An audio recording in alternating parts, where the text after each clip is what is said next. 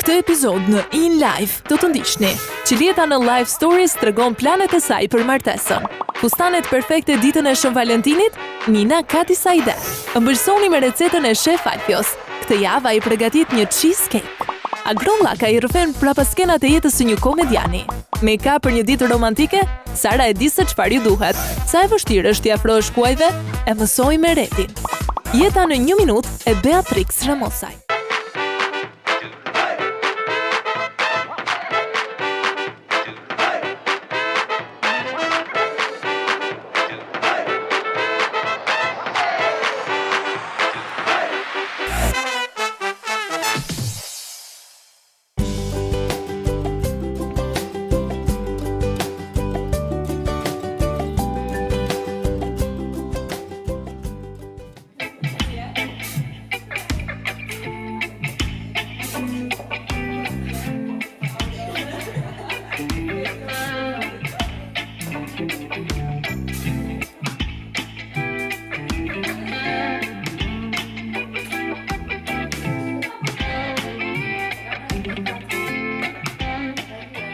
Mirë se merr dhe Qlieta. Mirë se gjeta e dashur. Faleminderit që e pranove dhe ftesën. Ishte kënaqësi.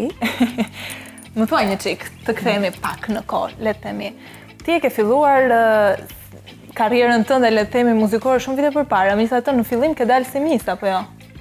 Po, si modele dhe si mis. Dhe Kam pastaj dalë në moshën 14 merja pjesë në sfilata mode, nëse mbaj mend, pastaj në 15 vjeç kam marrë pjesë në Miss Shqipëria. megjithatë një pjesë e madhe e publikut kanë përshtypjen që të mban mend me këngën e famshme Tequila. Po, unë kam kënduar, kanë kaluar shumë vite dhe si mbaj mend as. Kam kënduar në këngën magjike të parë në 99 me Dr. Florin. Kemi qenë të dy me këngën Orët e jetës. Kam qenë 14 vjeç në klasë 8 atëherë. Por klipi jot i parë? Klipi i parë ka qenë 18 vjeç, sapo e kisha mbushur kënga e Tequilës. Që është shoqëruar bashkë me album. Ka ardhur një çik provokuese për atë kohë. Ndoshta disa tabu ende të pasyra në Po, e vërtet është, e vërtet. Shiko, është për t'u habitur sepse në atë moshë brenda vetes time akoma ndoroja të bëhesha Sailor Mooni. Edhe shikoja kukullat në shtëpi. Pastaj në darkë kisha orarin tim të preferuar që shikoja revistat e Max dhe Pirelit dhe ndoroja të isha si Megan Gay, ka qenë një nga modelet më të famshme të asaj kohe. Edhe mundosha të kopjoja atë kur fillova të merresha me karrierë pastaj me foto. Gjithmonë pretendoja të bëhesha si Megan Gay dhe pozoja si ajo. Kështu që nuk ka qenë një gjë jo e menduar, ndoshta shumë këngëtarë sot apo artistët të tjera të fushave të ndryshme i bëjnë gjërat me paramendim sepse i gjejnë gjërat gati. Ndërsa brezi jon ka qenë pak më ndryshe, kanë qenë brez pak më ndrimtar, më e pasion kanë qenë gjërat atëherë. A ke pas ti një moment në gjithë këto vite karrierë, gati 15 vite apo jo? 15. Ke pas një moment të vështirë, ndoshta një lajm që mund të jetë publikuar, a ka pas një lajm që ty mund të ketë lënduar shumë, për shembull diçka që është thënë për ty, por nuk ka qenë e vërtetë?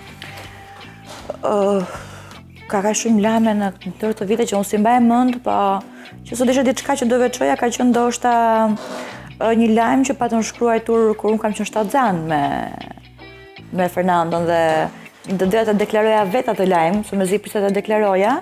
Dhe gazetat e kishin marrë vesh një javë përpara se unë do bëja intervistën, po, dhe kishin bërë një shkrim jo të këndshëm në fakt. Për këtë arsye, po, ndoshta kjo ka qenë ajo që më ka mërzitur ndoshta në pjesën time të karrierës, pastaj gjërat e tjera nuk janë gjëra që nuk më kur je person publik i merr parasysh çdo gjëja. Në kohën kur ti ke filluar karrierën në muzikore, në fakt nuk ka patur shumë, le të themi, vajza që guxonin me pamjen e tyre dhe guxonin të dinin jashtë kornizave që ne ishim mësuar të shihnin. Ndërkohë që tani, le të themi, tregu ka ka gjetur pak më gati, nga brezi jon. Ne kemi hapat e para dhe A mendon që ka konkurrencë më shumë në ditët e sotme, si është tregu në shqiptar? Konkurrencë ka pasur dhe atëherë. Dhe pse kanë qenë më të pakta, le të themi kemi qenë 3-4 veta, tash normalisht janë shtuar më tepër. Unë ndoshta nuk e ndjej, nuk e them këtë për as për modesti, as për mendimace, sepse nuk është në tipin apo në natyrën time. Nuk e ndjej sepse kam shumë vite dhe ke krijuar emrin tënd, le të them. Kam ato timen edhe nuk, më thënë, është një gjë kush dele para në stilin e vet, mbetet unik në stilin e vet. Kush del mbrapa mbeten gjithmonë kopje të shumtuara. Kjo ndodh me gjithë këngëtarët që kanë dalë unik në stilin e vet. që unë nuk e kam ndjerë këtë gjën tek vetja ime. Unë kam ndjerë një gjë tjetër kur jam rikthyer tash në karrierë pra mbas 3 vjetëve pauzë, që treku ka ndryshuar shumë dhe ka ndryshuar edhe stili i këngëve. Kjo po, është një gjë që e kam ndjerë tek vetja ime. Domethënë kjo shkëputja ime 3 vjeçare, kam kuptuar që ka ndryshuar shumë lloj gjërash në gjithë sistemin artistik të këngëtarëve. Profesionalisht, ku e sheh veten, le të themi, vite do kalojnë, diku mbas 20 vitesh. Si do të jetë Qiljeta? Si e ke menduar të paktën? Do jemi gjyshe seksi. Po kënga do vazhdoj të jetë me ty? Se po bëja shaka. Po tash unë s'do këndoj 60 vjeç, mund këndoj për qef në shtëpi. Po jo në beklipe. Do të bëhet Fernando i famshëm edhe? Do vazhdoj rrugën e mamit. Fernando ka vesh muzikor, por nuk besoj të jetë i prirur për muzikë. Të ketë atë pasion, ndoshta mund të ditë këndoj për qefin e tij, po edhe unë në fakt nuk do kisha qef t'ja ushqeja këtë gjën. Unë gjithmonë e kam përfituar djalin tim të bëhet sportist. Sportist? Po, megjithatë është mbetet gjithmonë në shijen e tij. Futbollist apo? Se kam menduar se çfarë konkretisht. Konkretisht, ja. Gjithë më thon futen në tenis, është sport tim që s'pëlqen fare, po thonë futen në tenis sepse është sporti më i që është paguhesh më shumë, thonë, edhe është më i kollajti. Po që unë vetë kam qef kështu me një kickbox, me një gjë të tillë kështu. Wrestling. Po wrestling është i bukur wrestling, por wrestling nuk është i frikshëm. Jo, ato e bëj thjesht show, madje është sport ndër sportet më të lehta me sa di unë. Dhe bëjnë thjesht show, bëjnë dhe shkollë aktrimi për të aktruar sikur ushtrojnë dhe unë në skenë. Po le ta zgjidhet vetë, ai është i vogël akoma, kështu që ka kohë. Pse jo mund bëj edhe një inxhinier, një prokuror,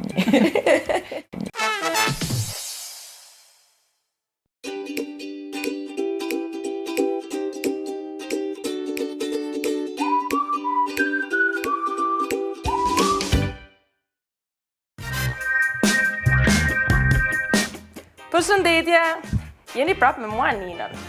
Nesër është dita e Shën Valentinit. Oh, një ditë shumë e bukur.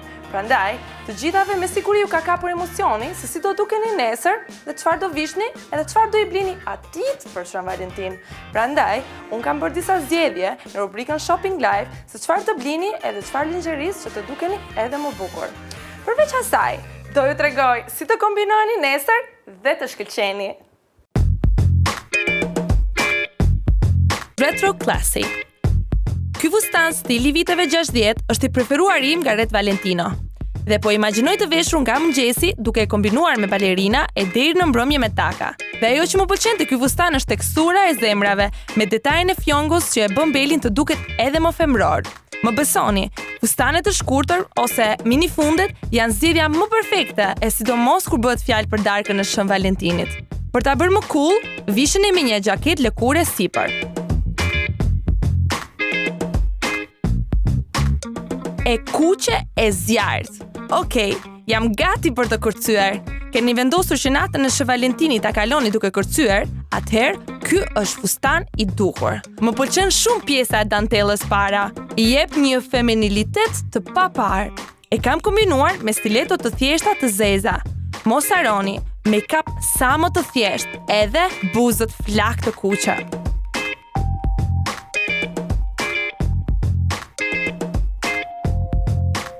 Make me pretty. Ndonjëherë, dita e Shën Valentinit është mbi të gjitha për veshje të nxehta femërore. Unë jam romantike deri në pikën e fundit. Prandaj, ky fustan do të ishte i preferuari im për natën e Shën Valentinit, me një prerje në bel dhe prinde të qershisë si një teksturë shumë sensuale për pranverë. Kjo pranverë e 2016-s po më bën të dashuroj akoma më shumë botën e fashionit. Fustani shkurtër dhe në fund taka stil stiletto. Nuk ka nevojë për asnjë aksesor më shumë.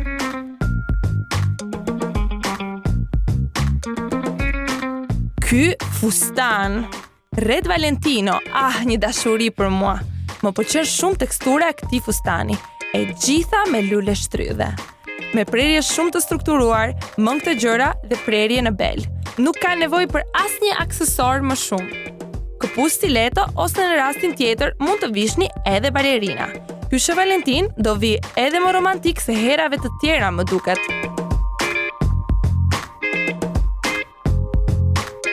Kostum serioz. Do e mendonit ndonjëherë se do e vishnit një kostum serioz për darkën e Shën Valentinit? Nuk e besoj që e keni menduar deri tani.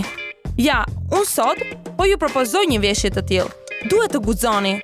Është shumë seksi dhe tregon një femër të fortë, një femër pariziene. Dhe në fund, aksesori që jep një pamje më glam këtij luku. Ju pëlqejnë kombinimet që ju tregova? Atëherë, unë do dëshiroja që ky Shën Valentin të zgjaste më shumë se një ditë për të veshur këto rroba të bukura që kisha zgjedhur për juve sot. Shpresoj që edhe juve e ndatë mendjen tani dhe nesër të shkëlqeni. Përveç që të shkëlqeni, dëshiroj që të dhuroni sa më shumë dashuri. Shijojeni ditën nesër, po edhe natën. Shpresoj që të kënaqeni. Deri të shtunën tjetër, ju përqafoj fort.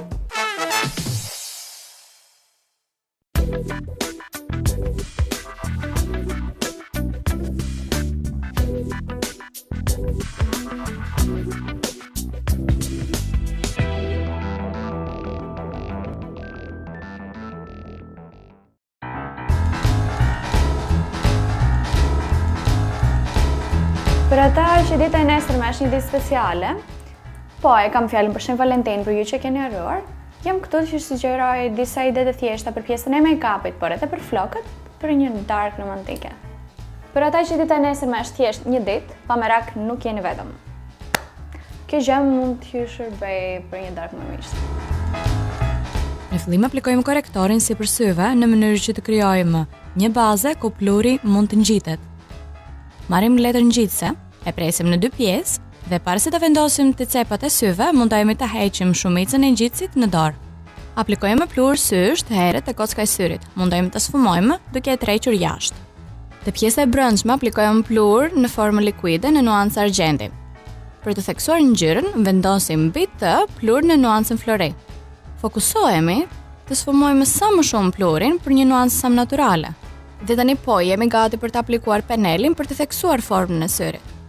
Pasi të mbarojmë penelin, mund të heqim ngjitsin. Plurin që kemi vendosur te pjesa e kockës të syrit, e vendosim dhe te gjarpikit poshtë. Dhe tani vendosim laps të bardhë te pjesa e poshtme të syrit dhe plurin gold te cepi brendshëm, në mënyrë që syt të duken sa më të mëdhenj. Përpara se të vendosim gjarpikit falco, aplikojmë një shtresë trimel. Pasi të vendosim ngjitsin të gjarpikit, i frymë pak. Dhe tani po do vendosim fontatinën të ngjyrën përkatëse. Pasi të mbarojmë edhe më atë, aplikojmë korektorin jeshil te pjesët e kuqe të fytyrës për të neutralizuar ngjyrën e fytyrës dhe vazhdojmë me 2 lloj korektorësh poshtë syrit. Korektorin e trash e vendosim te pjesët problematike të fytyrës që duam të mbulojmë. Ndresa korektorin në formë likuide, krijojmë një trekëndësh poshtë syrit. Gjithashtu e vendosim sipër hundës, lart buzës, te mjekra edhe pak të balli. Do vazhdojmë me konturimin e fytyrës, poshtë mollsave dhe të pjesët anësore të ballit dhe të hundës. Aplikojmë një nuancë fontatinë më të herët në mënyrë që të hollojmë pak fytyrën. Për të fiksuar fontatinën, aplikojmë pudër në nuancën përkatëse. Për pjesën e highlighter, do ta vendosim aty ku normalisht bie drita, sipër mollsave, te hunda dhe sipër buzëve. Vetullat, më përpara se t'i formojmë, duhet t'i krejmë me një furçë përkatëse dhe t'i theksojmë me një laps duke ndenjur të vijat natyrale. Dhe tani po, do e mbarojmë procesin duke lyer buzët me një buzëkuq mat në ngjyrën roz e errët.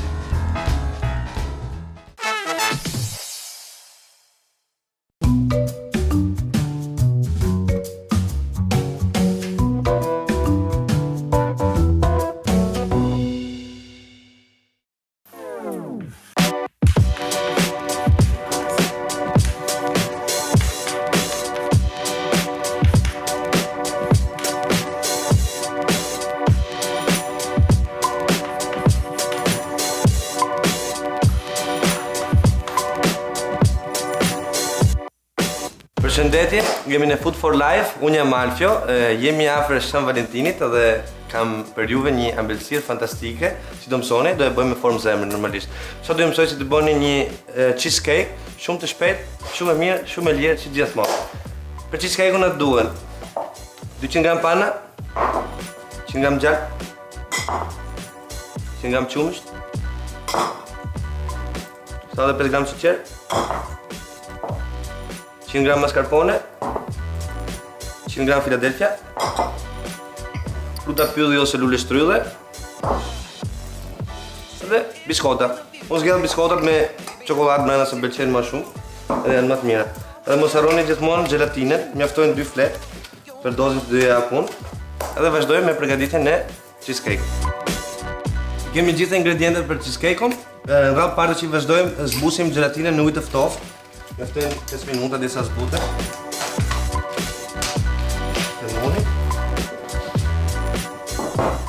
Ndërkohë që zbutet gelatina, marrim biskotat dhe fillojmë me grim biskotat.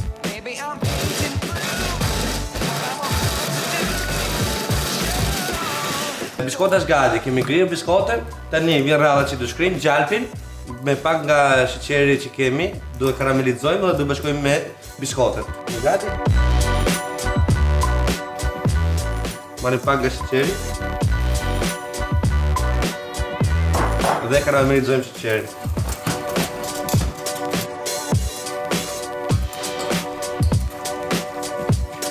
Okej, jemi gati, sheqeri ka karamelizuar shumë mirë. Marrim gjalpin dhe hedhim brenda. Përzini mirë që mos ditet atë gjalpi, është shumë e rëndësishme.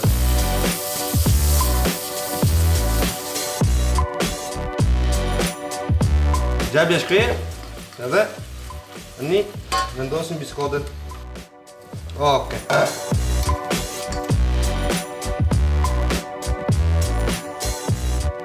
Baza e biskotës është gati. Tani na mjafton të marrim një formë dhe ta vendosim bazën dhe ta fusim të ftofën në frigorifer. Me radhën e San Valentinit nuk kam zgjedh formën e zemrës, që surprizoni bashkëshortin ose bashkëshortin tuaj. Të marrim një fjalë dhe vendosim formën. Edhe vendosim të baza biskotës. Baza e biskotës është në frigorifer duke u ftofur. Tani bëjmë kremin për cheesecake-un. Kemi vendosur ngrohtë një tigan të gjerë. Fillojmë vendosim panën. Qumshtin. Dhe sheqer. Marrim një buzhinet ose një perucë të keni të shtëpia. Edhe shkrim sheqerin brenda. Në fund fare do ja dhe Philadelphia dhe mascarpone brenda.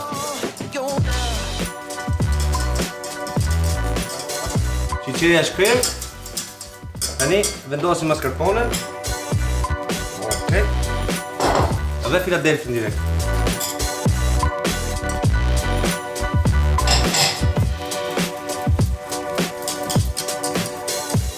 Tani marrim gelatinën dhe ja shtojmë brenda shkrim brenda. Normalisht do kullohet nga uji dhe do hidhet brenda direkt.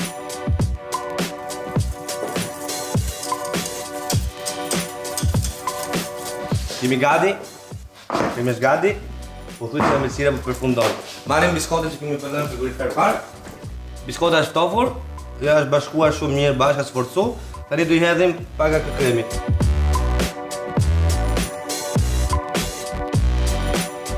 Edhe vendosim prap në frigorifer. Mjaftojnë 30 minuta, 1 orë dhe amëlsira është gati për të konsumuar. Ndërkohë që I poftove cheesecake-un në frigorifer, mund të bëjmë ndërkohë një krem shumë të shpejtë, shumë të lezetshëm për dekorimin e pjates, që na duhet dhe për shihet.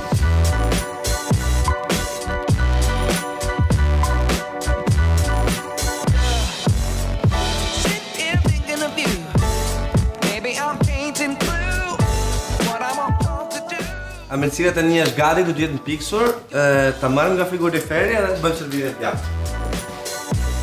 Me një thik. Bëjmë pas formës. E vendosim në pjatë. Okay.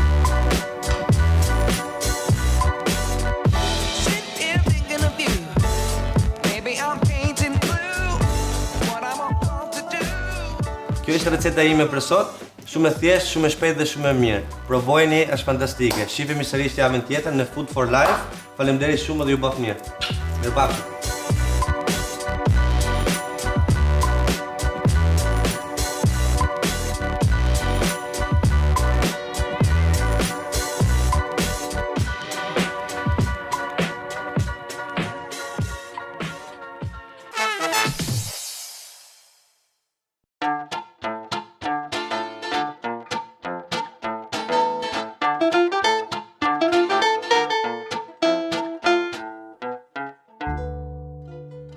Atëherë zoti Llakaj, unë të falenderoj shumë që pranuat ftesën tonë për të qenë këtu në Men's Life. Ma the këtë sikur të pranojnë gjithmonë, është kënaqësi të komunikosh dhe mbi gjitha pse me patjetër duhet quajtur kjo fjala pranim.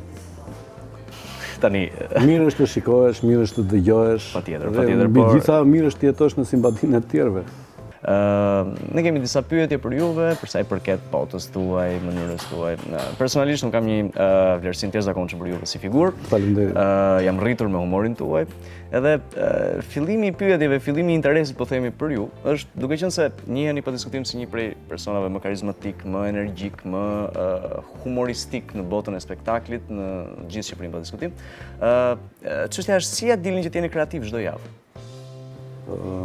Kush është Chelsea? S'ka për Chelsea është fare e qartë. Profesionin që ke nëse nuk e dashuron, nuk ka se si të t'japi ato rezultate që do. Pasioni, dashuria, puna, përkushtimi, bashkëpunimi, të gjitha këto janë vlera që dhe duhet nuk e bëj se është punë, e bëj se është dashuri. Nuk është se ndihesh i detyruar për diskutim. Pikërisht pra, kështu që kreativiteti është pjesë e formimit, po njëkohësisht edhe gjendjes time profesionale, artistike, njerëzore. Dhe si e tillë, natyrisht që është motivim, është bukur. Nuk ka gjë më të bukur se sa të ofrosh të tjerëve të qeshur. Është mision i vështirë, një herë në javë, por kur shikojnë që ndiqesh, shikohesh, edhe pse mund të kesh mendime oponente, se në fund pa kritik nuk mund të ecet, por në momentin kur ka shumë zë do të thotë se jemi rjen tonos. Edhe kjo të bën patjetër që ti jesh edhe më kreativ. Por çështja qëndron, unë të kam këtu pranë, të kam parë gjithë jetën time, është hera parë që në dy takohemi, të kam parë gjithë jetën time nëpër media, nëpër çdo lloj show të mundshëm, dhe më duket pak e çuditshme që Agroni është edhe serioz. Mund të qëndroj edhe serioz, po themi Jo, unë nuk bëj shumë ndryshim në raport midis Agronit edhe skenës për arsyen e thjeshtë se ndryshon, nëse në skenë është interpretimi, është roli, mua patjetër më pëlqen të jemi qeshur, të ofroj të tjerë të qeshur, edhe kur bashkëbisedojmë. Ndoshta më ke gjetur në një moment të papërshtatshëm, sepse është ai piku i lodhjes, edhe është ai që ne kemi break. Bie zëri, varen çik bashkë, varet çik trupi, varemi të gjithë me fjalë varem. Gjithsesi, çështja është juve në jetën ashtu siç thatë, pra ashtu siç e shpjeguat që juve nuk e ndani dot jetën e aktrimit me jetën e vërtet. Atëherë, normalisht nuk e ndaj ç'kemë të se duash, unë jam vetë aktor në familje, në shtëpi, se të zënë shkelma diskutohet. Pikërisht të qëndron dhe kureshtja. Si ja bëni kur vjen puna për të qenë serioz, për të qenë jashtë botës tuaj dhe bashkë me këtë pyetje, a keni menduar ndonjëherë të luani një rol dramatik? Mund të jeni papritmës një aktor, ndoshta se keni provuar veten super dramatik. Aktorët e komedisë, aktorët e humorit luajnë shumë më bukur se ata që janë mirëfilli, aktorët drame, sepse vetë humori në vetvete ose jeta është tragjikomedi. Dhe si e tillë me vështirë të luash komedinë se sa dramën, duke patur gjithë respektin. Por nuk kam pasur ndonjë lloj tërheqje që të luaj dramën, më pëlqen që të dhuroj të qeshurën. Dhe nuk ka gjë më të bukur, po për të qarë nuk ka nevojë fare ti bësh dramë këtij populli. Aq dramatik është jeta jonë se s'ka nevojë për të qarë qahet kollaj. Puna është që ti bëjmë të qeshur që të harrojnë diçka nga gjithë kjo dramë që kanë. Mjafton të luhet halli, po themi. Halli ashtu si në komedi dhe në dramë. Jo, është tjetër pjesa profesionale se luhet procesi tjetër. Po flasim për jetën përgjithësi, pra unë nëse në anën profesionale nuk kam në intrig, po të më ofroj dikur, po patjetër, po në përgjithësi nëse në momentin e parë ju thatë, tani bëjmë një karambol. Herë parë që ju shikoj kaq serioz. Më thonë ti nuk pajtohesh me seriozitetin tim. Dhe që momentin që unë dal në skenë, luaj një rol dramatik, thonë, gjën e parë njeriu do thotë të qeshi, thotë çfarë po bën ky, po nga ana tjetër, mos nuk është mirë që s'po na bën për të qeshur. Kërkon të qeshur, kërkon dramën. E vërtet është. Po themi, në jetën tuaj, ju normalisht jeni një person i cili keni gjë rëndor, në sensin e drejtoni show, keni drejtuar show të ndryshme, keni bërë dhe, po themi, procesin e përzgjedhjes së njerëzve, cilët hynë për të qenë pjesë e showt së bashku me juve, e showve të ndryshëm. Ka ndodhur gjatë kësaj karriere të gjatë, që të ketë patur dhe provokime, po themi, gati erotike, herë të tjera me lidhje me parat. Të ma ketë luajtur në njëra. Po, për të hyrë në punë. Ky është një profesion që edhe të ta luajnë e tua luash, është publiku që të vlerëson. Po së deshi publiku, skarcohesh, po themi. Pastaj në koncepti tjetër është fatkeqësi për një artist Nëse mendon ta fitoj këtë lloj raporti duke vendosur brenda një trysnie apo një është banale pak shumë. Shumë drejt. Nuk ka ndodhur dhe nuk ka pse të ndodhi.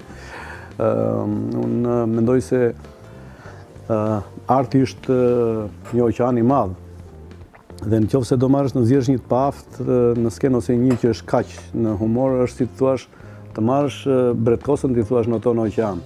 Bretkosa vendin e ka në gjol. Aq që ka mundësinë dhe gjerësinë. Kurse për pjesën tjetër, unë edhe për shkak të asaj nga vi jam shumë i hapur dhe kam mirëpritur gjithmonë edhe një bulës talenti ta ketë pasur me dëshirën për t'ia ushqyer, për ta mbështetur, dhe të shikoj një dritare sepse nuk është pronë as Agronit edhe as dikujt tjetër.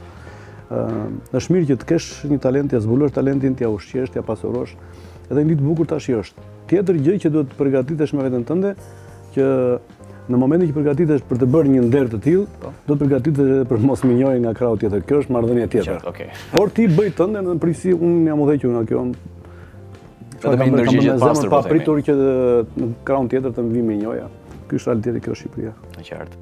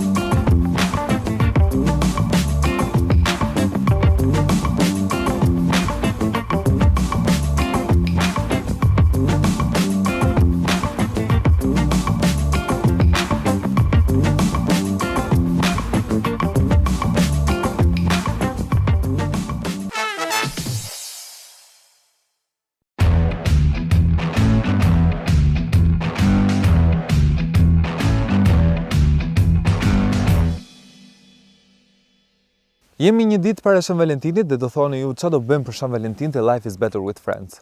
Nuk do t'ju këshilloj se si të blini dhurata për kafshët tuaja që jam shumë i sigurt që i doni shumë. Por të ju jap një ide për një takim që mund të keni për Shën Valentin. E kemi parë nëpër filma që mund të ketë shëtitje romantike me kuaj, por nuk e dim se si mund t'i afrohemi një kali. Këtë keni për të zbuluar këtu vetëm pas pak.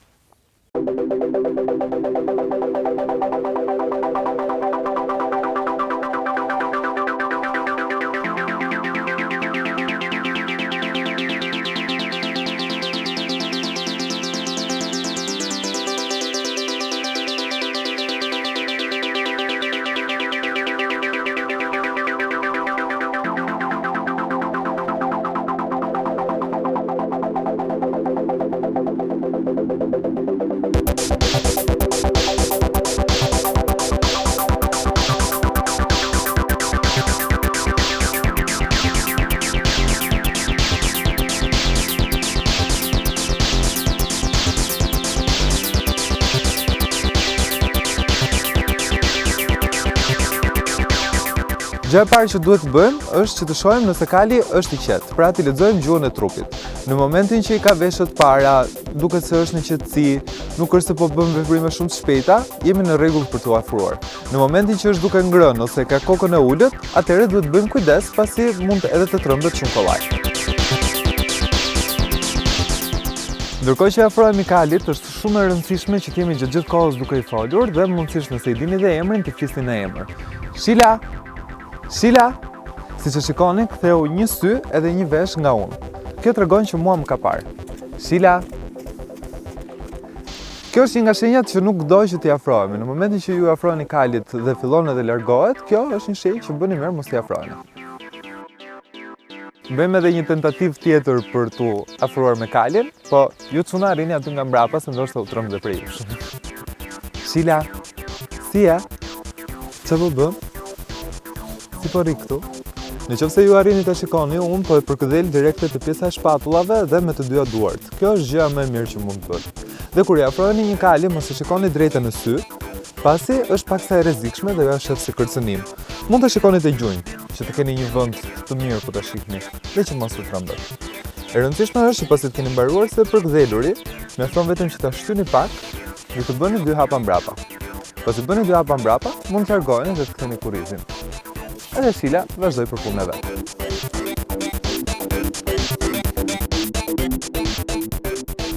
Sigurohuni që gjatë kohës që jeni duke ju afruar kalit, bëni hap të njëjtë dhe të barabartë gjithë kohës, ecni ngadalë. Dhe gjatë kohës që ju jeni duke afruar, mos harroni që gjithmonë duhet të jeni duke i folur.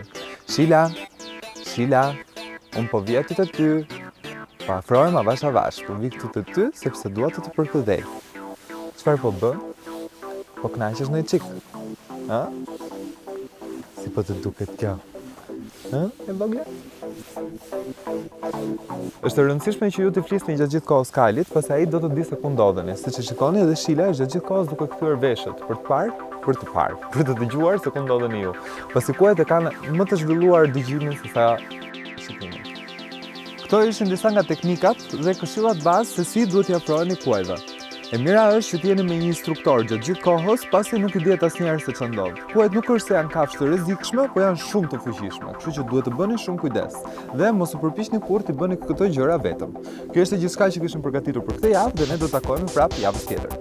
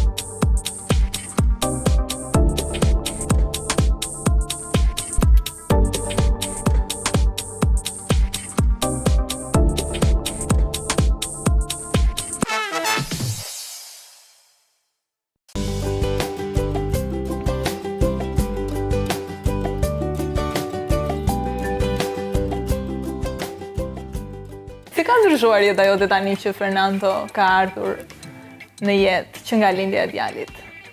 Le të themi që kur jam bërë me djalë, kam thënë ok, kam jetuar kohë deri tash. Është komplet tjetër gjë jeta është. Dhe është një gjë e vogël që ti sjell në jetë, është e vetme gjë që të përket ty në këtë botë, sepse dhe jetën tonë nuk e kemi të përjetshme, po fëmia të duket se kur e ke gjën tënde të përjetshme. Dhe rritja e fëmisë, dashuria që merr është nuk kam fjalë ta shpjegoj dot. Të mungon ndonjë gjë nga jeta jote më parshme, single, jo, pa angazhime? Unë kam shijuar edhe shtatzanin, madje kam shijuar shumë. Edhe me Fernandon kam po të njëjtën jetë që kam pasur, nuk është se jam e kushtozuar, le të themi, nuk është se kam bërë një jetë duke dalur, duke bredhur çdo fundjavë, që të them jam kushtozuar tash nuk dal edhe nuk bredh. Unë dal një herë në muaj, një herë në 2 muaj kur kam qef unë të dal dhe kam mundësi me këtë sepse kam mamin që më ndihmon shumë. Kush po t'i bie telefonit? Është pa emër, Ingrid Gjoni që ka. Ingrid Gjoni. Vazhdoni të frekuentojnë bashkë, keni një sigurisht që po. Sigurisht që po, patjetër. Duke ju rikthyer një çik edhe temës që ishim. Çfarë mungon në jetën tënde tani? Për të plotësuar apo je e plotësuar? Mendoj se një 70-80% jam e plotësuar. Shi fundi, e mira nuk ka fund asnjëherë, kështu që nuk... Se di, nuk e kisha menduar ndonjëherë këtë pyetje çfarë mund më mungonte në jetën time. Në fakt s'u mungon asgjë, një femër zakonisht kur bëhet nën, ndihet shumë e plotësuar në jetë. Po një beb tjetër nuk do ta doje për shembull? Po, do ta doja. Unë kam mundur të bëj 3 fëmijë në jetë, 2 djemë dhe 1 vajzë, po. Tash që jemi dobësuar, kemi marr pak veten, kështu që kur të bëhet Fernanda një 5 vjeç, ndoshta do ta mendoj seriozisht të pjesën në një djalë tjetër. Më trego pak dhe për projektet e tua muzikore. Çfarë do ndodh me Çilietën në muzikë? Çfarë na pret për 2016-ën? Unë jam duke marrë për momentin me një këngë të re. Në shkurt mendoj shpresoj të vi me një klip të ri. E ke përzgjedhur se cila do të jetë kënga? Jo, në fakt kam disa alternativa, kam gati një 10 demo në dispozicion për të zgjedhur cilën këngë duhet të bëj. Po mendoj se do ta ritmika apo do të jetë ndoshta? Jo, sigurisht që do jetë ritmika, është këngë ritmike, kështu që atë po pres të zgjedh çfarë stili do sjell këtë herë. Edhe shpresoj në shkurt të vi me një klip të ri vetëm këtë herë. Pastaj në mars kam një bashkëpunim tjetër prapë. Ke ndërmend të bësh një album, ndoshta një përmbledhje, si janë planet? Në fakt kam një 30 këngë që i kam në repertoar dhe faktikisht kam menduar të bëj një përmbledhje me gjithë këngët e mia më hitën në gjithë këto vite karrierë. Është një projekt i afërt? Po, është projekt i afërt, besoj këtë verë do ta bëj. Duke u rikthyer pak edhe Fernandos, si është marrëdhënia juaj? Të lodh shumë se është një çike prapë, më duket, edhe pse shumë fëmijë dashur. Ai është shumë i prapt, ka një energji të tmerrshme si fëmijë, por që një herë e shoh dhe them, "Që unë kam bërë këtë, më duket se kam vëlla të vogël, sikur e kam çunin tim." Është i dashuruar mbas meje. Përveç unë ndar atij që është fëmijë, po dhe ai është i dashuruar shumë mbas meje, çohet në mëngjes, më puth, më ledhaton. I them unë, i kujt je ti? I mamit time. Çfarë ke mamin ti yll bote, më thua. Komplimentat i pak. Po, kemi një marrëdhënie shumë të mirë bashkë deri tash. Kush kujdeset për të gjatë kohës që ti mund të kesh një koncert apo një, nuk e di, po xhiron ndoshta një klip? Te klipi i fundit e kisha gjatë gjithë kohës në xhirime me veten, në fakt. Po unë kam mamin që më ndihmon, kam edhe një babysitter e cila jeton me ne 24 orë.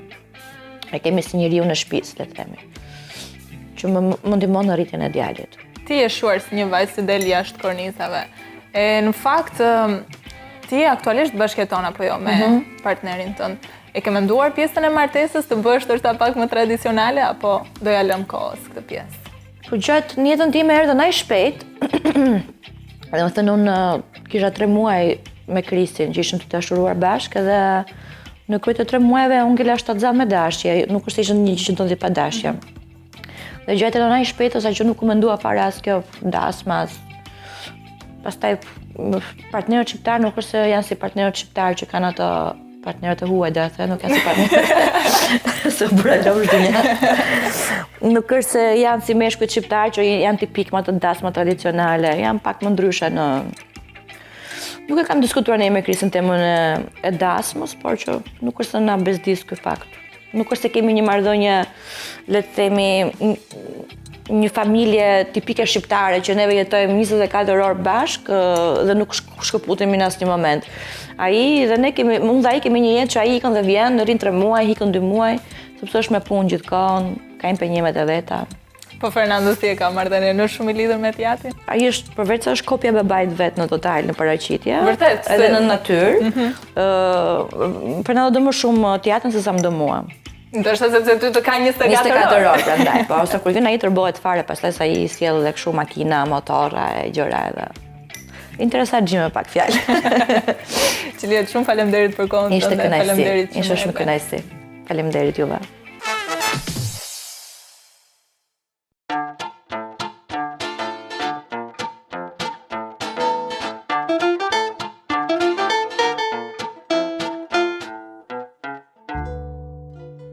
Me qënë se përmëndët realitetin, çfarë bën Agroni kur do të shkëputet nga realiteti, që duket komplet nga realiteti? Prisi, unë jam njëri edhe në karakter jam shumë me që e përcaktuat pak më parë. Energjik i lëviz shumë, unë lëviz shumë. Domethënë, unë nuk rritet në një vend. Tirana, puna më jep kënaqësi Tirana, por nga që është në gjithë të stresin dhe presionin që nuk ngredet kokën, gjë e parë që kërkoj të arratisim nga Tirana. Se është si puna asaj të nxjerrës me presion, duhet të hapsha të valvulën. Ose ndryshe shpërthen. Po, normale. Dhe si e tillë, e para më mjafton Shqipëria, për kaq sa kam mundësi ta vizitoj. Dhe pastaj ku të ke mundësi, po të ketë një afat më të gjatë koha e ndërprerjes së pushimit, natyrisht që udhëtimet janë me të vërtetë interesante. Dhe sidomos kur je shoqëruar me grup miq, po edhe me familjen, për ta kaluar më bukur. Por për sa i takon pjesës tjetër nuk është thjesht të bësh atë shkëputjen me gërshër nga realiteti, sepse edhe në momentin kur mendon si komik, në momentin kur shikon realitetin si komik, pra ky është karakteri vëzhgues i realitetit në syrin e një komediani. Do marrësh edhe aty ku pushon, do marrësh diçka që ta shkruash, ta sejvosh diku në celular etj. Ka nevojë që të prodhohet diku ai pjesa e prodhimit në mënyrë subkonsciente. Ashtu është shumë drejt. Tani pyetja e fundit është, po themi, të na zbulosh pak nga magjia e profesionit. Është ju pa diskutim jeni nga figurat cili keni imituar pafund karaktere, pafund. Mund ta tregosh pak cilisht? Se thua nga figura, thua ti aktori më i madh i humorit, se është qendron gjithmonë kështu që ti bësh qefin aty që më i madh, unë si ty s'kam parë. Realisht për sa i përket departamentit të imitimit, pa diskutim jeni nga më të zotët në Shqipëri. Unë kam patur fatin e mirë të punoj me aktorë të mëdhenj të humorit, të bashkëpunoj edhe me artistë tjerë të ndryshëm që sot janë rritur, kanë krijuar dhe ata autoritetin e tyre profesional, emrin e tyre. Dhe parimi im kryesisht është që arti është me shumë binar. Unë përgjithësi them që në trasën time mos vrapo. Kështu majtas, djathtas edhe vrapojmë. Vrapojmë bashkë se është bukur. Po para me mos vrapo. Atëre mund të thuash çfarë do të dish për artin tim, unë jam shumë i hapur në kuptimin e saj. Një nga sekretet, po themi, për të imituar një karakter. Kjo është profesionale dhe sa do të ta tregojnë nuk do e kapësh dot. Vetë jeta në vetë edhe në dy, në mënyrën se si flasim, ti ke një karakter tjetër, për shembull, nëse ti nëse do bësh një republik, gjën e parë fare do kërkojmë të marrim nga aty që çka ka ky veçantë që të marrim, gjë e shikojmë. Po. Pra është ajo që e thash pak më parë, është vëzhgimi i realitetit i personazheve. Nëse një njeri bëhet publik, shikoj çfarë ka gjë të veçantë, flasim për imitime figurash, qoftë politike apo artistike etj. Kurse karakteret e tjera që vinë në gjuhën e personazheve tek ne, përsëri kjo është jeta. Koloratura e karaktereve, individëve të ndryshëm, mënyra se si flasin, se si shikojnë me atë që merren me punën, me jetën, me familjen, ndërton personazhe këto që janë të përgjithshme si temun ty, Anea që bëjun apo Xhatemi apo Jorgaqi apo personazhe të tjera që s'po i numërojnë. Dhe kurse i takon personazheve politike, kryesisht varet gjithmonë të treq aty që është diçka që është pikante. Me fjala unë nuk merrem dot me Edi Ramën sepse e para punës kam një kontradikt fizike. Po e qartë. Ai është 2 vite nuk mundesh që të vish. Nëse unë kam imituar Sali Berishën, se themi që kam një lloj posture ngjashmërie fizike, shkon personazhi. Pastaj është tjetër aftësia, mënyra për ta marrë, për ta dëgjuar, do ta dëgjosh shumë herë, ta shikosh shumë herë, mënyra si flet, si reagon, se ka diçka janë lëvizjet, është zëri, impostimi. Pra duhet është një rrugë e gjatë. Pastaj ke elementet e punimit me pasqyrën, të shikosh se si do ta korrigjosh, çfarë do të shtosh më tepër, pastaj janë momentet e marrjes së impaktit të parë me shokët dhe miq kur e tregon, shikoj se un kam imituar, po themi atëre, Sali Berishën apo personazhe të tjera. Se tani disa nga ata që un kam imituar nga politikanët dhe nuk jetojnë, i ndjeri Pjetër Arbënori apo Safet Xhulali, dhe tek ata duhet patjetër që të jepi karakterin e të folurës. Në momentin që e dëgjon karakterin e të folurës, e ke arritur. Kupton se s'është mund ta godasësh gjithmonë në portret. Po i ke ardhur në zë, kurse karakteret e tjera janë fruti i fantazisë dhe i procesit krijues, por të para diku, një déjà vu, në fundit është jeta dhe vetë artisti mi këtë mbështetet. E shikon ose e ka parë diku? E qartë, shumë faleminderit. Ti thash të gjitha o laje. Shumë faleminderit. Tani do dalin gjithë, do fillojnë do ndjekin gjitha këshillat tuaja. Në përgjithësi ka një prirje kryesisht e shikoj tek prindërit e rinj, që duke parë se gjithë fëmijët kanë aftësi të jashtëzakonshme imitative. Edhe vrapojnë për të parë që shikoj se vajza ime, shikoj se djali im. Do ishte shumë mirë dhe kjo qëndron tek një këshill. Mirë është të aktivizohen në gjithë jetën kulturore artistike në përshkolla, kopshte kudo që janë, po lërini fëmijët të rriten me botën e tyre dhe mirë mos t'i fusin direkt në këto shkolla se do bëhet artist i madh. Vjen një moment kur patjetër fëmia që duke rritur vjen te adoleshenca fillon dhe selekton dhe zgjedh. Pa dashur në mënyrë subkonsciente, pa ndërgjegjshme, i merr këmbët andaj nga aty dëshiron dhe do të ndërtosh fatin tënd profesional. Unë ju uroj dhe juve sukses, edhe si televizioni i ri jeni, më pëlqen shumë thjesht t'jeni in kudo. Shumë faleminderit që harxuat kohë nga jeta juaj me ne. Faleminderit shumë edhe Po një herë. t'isha harxuar, nuk do thoshja faleminderit. Ishte kënaqësi që e kaluam bashkë. Shumë faleminderit.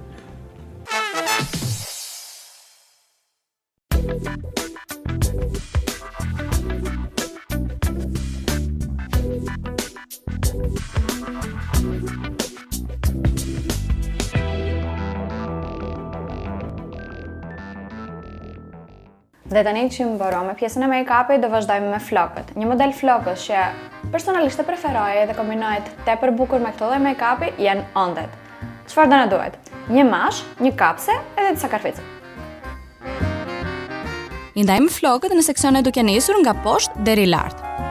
Seksionet e flokëve që do kalojmë me mashën i krejmë më përpara dhe pastaj stilojmë. Stilimi me mashë nuk është i vështirë, vetëm mjafton të kemi kujdes duart dhe mos mbajmë flokët aty më shumë se sa duhet sepse dëmtohen.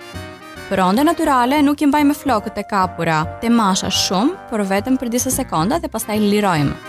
Vazhdojmë me seksionin tjetër e flokëve dhe avash arrim te pjesa përpara. Mirë të ishte te pjesa përpara e flokëve, t'i kthenim mbrapsht ondet për të mos ju bezdisin. Dhe kaq nga mua, shihemi javës tjetër.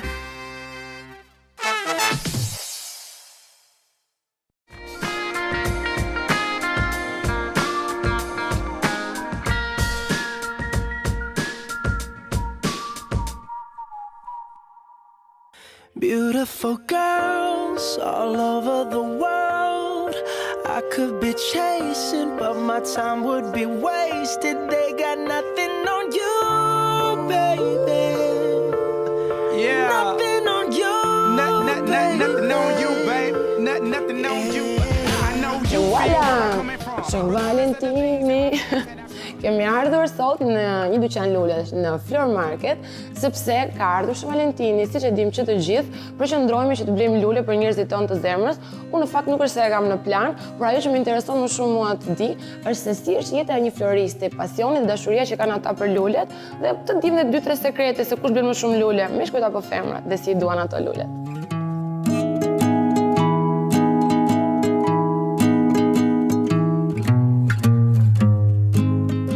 Ja pra ku jemi këtu me Ketin, nuk ke një emër lule, çuditërisht, po me lulet merresh gjithë ditën. Pse pikërisht lulet dhe jo në një punë tjetër? Në fakt është vazhdimi I biznesit familjar. Mamaja ime ka pas marrë me lule përpara, kështu që vendosa ta vazhdoj dhe unë këtë. Ti personalisht sa e lidhur je me lulet? Po shumë e lidhur jam se gjithë jetën me lulet, në dyqan me lulet. Nuk të vjen ndonjëherë kur të dërgojnë lule thosh. Jo, vetëm lule jo. Çfarë thua, po që ngemi një sojnë të dyja.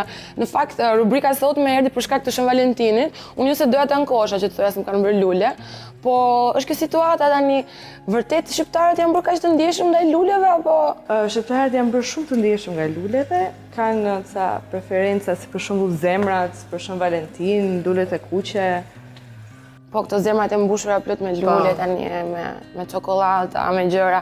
Mos ndoshta kjo vjen nga fakti që tani lulet në vajzat I postojnë në Instagram. Po, është e vërtetë. Ka dal kjo moda. Kush ta ketë buqetën më të madhe, kush ta ketë zemrën më të madhe. Po janë. Gjatë ditës për shembull ndodh që njëti person të të marrë tufa të ndryshme lulesh për njerëz të ndryshëm. Se ju jeni ai vendi që dini gjithçka. Këto ndodhin vetëm për festa në fakt. Gjatë jetës normale nuk ka kështu. Dini për shembull kujt personazh VIP shkojnë lulet, kush ja bën lulet. Ato po I dim, po nuk I themi. Që ne të televizionit mundohemi pafund për shembull që të marrin vesh kush ja çon lulet Luanës, për shembull, ju ndoshta mund ta dinit ato fansat gjërat. Megjithatë, ajo çka un kam dëgjuar ndoshta është legjendë urbane, se di, po thonë që personat që merren me lulen kanë komunikim ndaj lules, se trajtojnë butësisht, I flasin asaj. Ndoshta është Baçevani ai që ndaj vazhave, ndaj bimëve, jo ndaj luleve të prera, besoj, ndodh kjo. Po ndodh shpesh herë.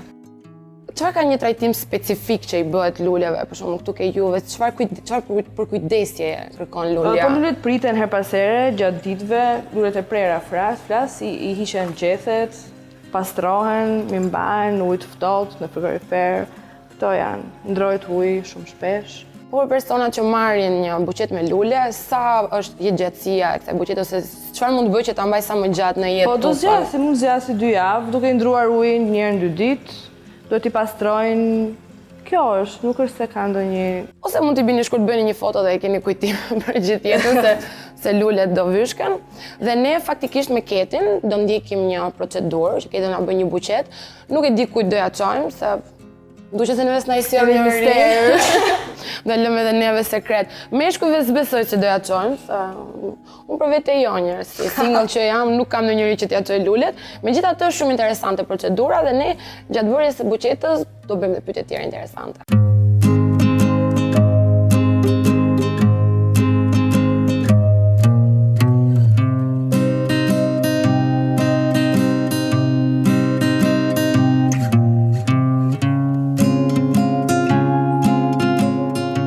Keti po vazhdojmë procedurën e mbështjelljes, po bëjmë faktikisht një buqet të thjeshtë, kështu, sepse këto të thjeshta kam përshtypjen që janë çik më në modë apo ka hikur ajo mania besoj. Jo me shumë ngjyra, jo me xixa, me ngjyra. Në fakt unë jam kurioze të di se për shembull në çfarë rasti në ditëlindje për shembull çfarë lulesh çohen. Në një shoqe, në një shok. Lule me ngjyra tipë. Se ne mësu që trëndafilat e kuqe çojmë gjithë. Trëndafilat e kuqe janë më shumë për të dashurit, për gruan, për për burin, për distat. Po për shoqërinë, për një shoqe, për një shok. Po lulet me ngjyra roz, të verdh, jeshile, çfarë ngjyre të jetë, nuk ka ndonjë problem. E kuqja është më shumë për këtë pjesën tjetër, pastaj në rastet një ditëlindje fëmije ose dikush ka sjellur një fëmijë në jetë, çfarë lulesh janë më specifika? Lulet pa aromë, ngjyra të lehta, të bardha, roz, këto çohen më shumë për lindje. Po këto lulet e dasmës, të nusës, në fakt kohët e fundit çfarë nuk shikojmë, po kush janë ato që do ngjanin më bukur estetikisht? Trëndafilat e bardhë, trëndafilat e roz, ngjyrat e hapura, pastaj varet edhe nga dëshira nga personi, nga preferencat. Për shembull, kur vjen një klient tu që thotë do marr një buqet me lule, kush është pyetja që bën? Për shembull, është brune, është bjonde, në një gjë kështu që ta përshtasni lulen me personin? Jo, ato e vendosin vetë personat, nuk kanë nevojë për. Jo, ajo varet si shkon me dekorin, Ose imagjinoj meshkuj shqiptar që vjen thonë, aman vetëm bëj një tuftë të jetë si të jesh. Meshkuj shqiptar jo, i duan sipas e kanë vendosur se çfarë duan pak a shumë. Sipas preferencës së dashurës tyre. Ndërkohë ne do vazhdojmë që të përfundojmë buqetën tonë me lule. Unë falenderoj shumë Ketin, falenderoj shumë dhe Flor Market që na ofron ambientet e tyre për të mësuar ne më shumë se lulet. Dhe ndërkohë që ne merrem me këto, ju urojmë të gëzuar Shën Valentinin. Mund të vini këtu të zini buqeta shumë interesante dhe gëzuar që jemi javën e ardhshme.